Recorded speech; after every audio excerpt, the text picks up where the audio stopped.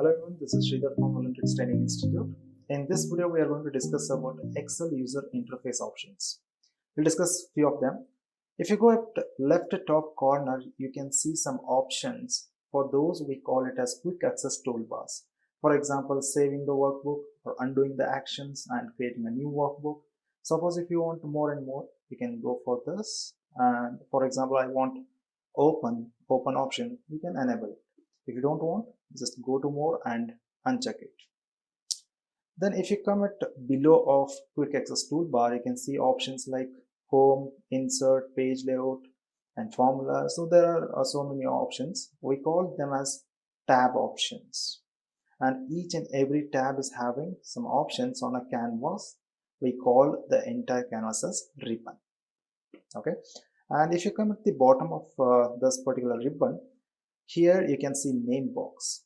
Name box in the sense, if you go on any cell, here it is going to show you the name of that particular cell in terms of cell address. It's a combination of column name as well as row number.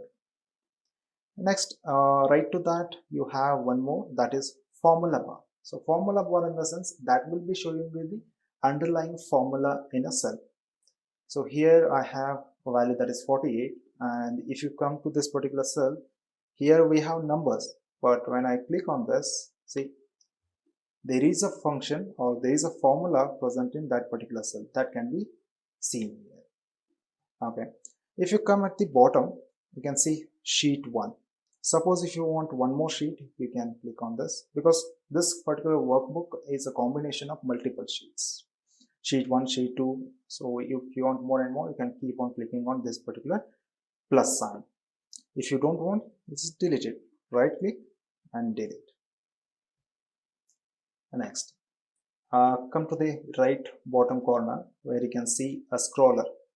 For this, we call it as horizontal scroll bar, and for this, vertical scroll bar. And here you can see where you can zoom in or zoom out your cells.